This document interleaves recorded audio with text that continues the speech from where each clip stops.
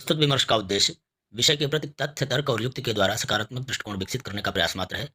विमर्श के संदर्भों में यदि परिस्थितिवश कभी कट या असंवैधानिक शब्दों का प्रयोग हो जाए, तो वह किसी व्यक्ति, वर्ग या संप्रदाय के प्रति अपमान के उद्देश्य से नहीं, बल्कि विषय को स्पष्ट करने भर को समझा जाए। हमारा उद्देश्य विवाद नहीं, संवाद में निहित है। तनोतना सदाशिवम। अब शूद्रों की श्रेणी में यादवों को भी खड़ा कर दिया गया और ये काम किया यादवों के ही महान नेता अखिलेश सिंह यादव ने।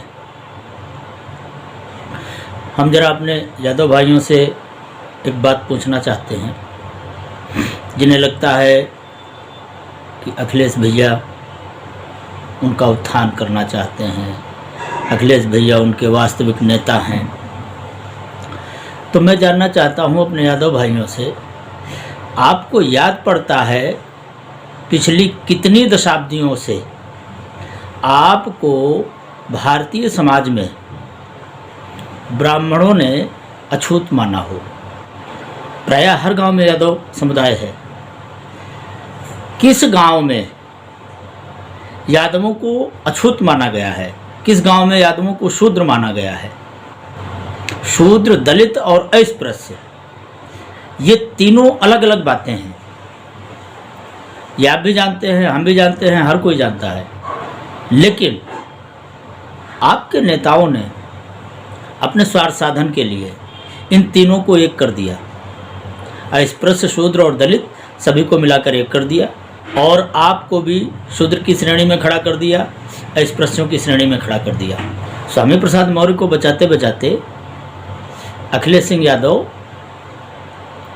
ये कह गए कि भाई जब मैंने मुख्यमंत्री आवास छोड़ा तो उसे गंगाजल से धुलवाया गया। अब ये कथन यादव समुदाय के गले क्यों उतरता है?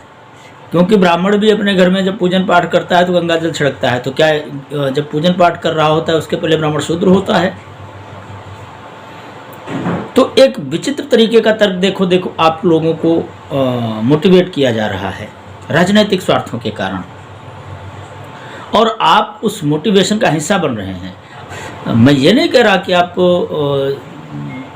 यादव समुदाय के होने के नाते अखिलेश यादव को गाली देने लगे, पर मैं ये तो जानने चाहता हूँ कि भाई अखिलेश यादव का ये तर्क कि मुझे अस्पृश्य माना गया, ये कितने यादवों के गले उतरता है और क्यों उतरता है? अखिलेश यादव को क्यों ना शूद्र कहा जाए? मैं नहीं जानता कि मुख्यमंत्री आवास से निकलते समय उन्होंने टोटियां चुराई कि नहीं चुराई, लेकिन हाँ, वहाँ तोड़फोड़ तो की, ये तो सच्चाई है।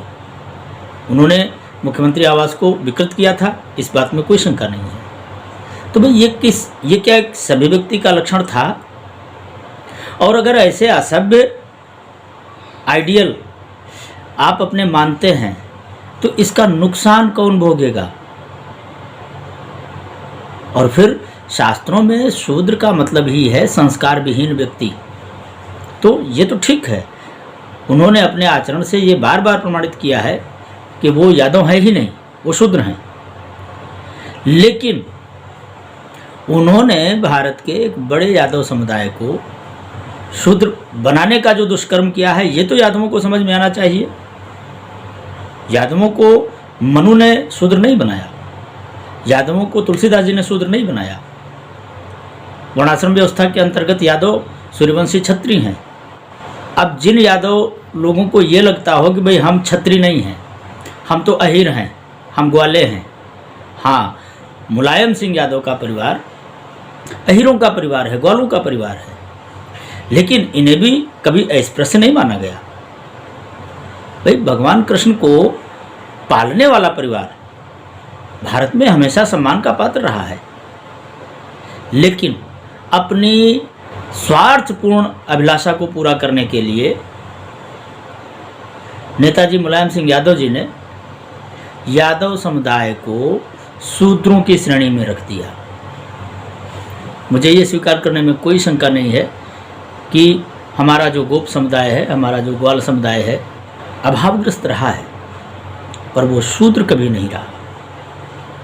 अभावग्रस्त लोगों को शूद्र कहकर प्रमाणित कर देना, ये आपके ही समाज के नुमाइंदों का काम है। ये शूद्रत्व तुम्हारे अपने ही नेता लोग तुम्हारे ऊपर थोप रहे हैं, इसके लिए मनु को जिम्मेदार ठहराना, इसके लिए गोस्वामी जी को जिम्मेदार ठहराना, ये कहाँ तक तर्क संगत है।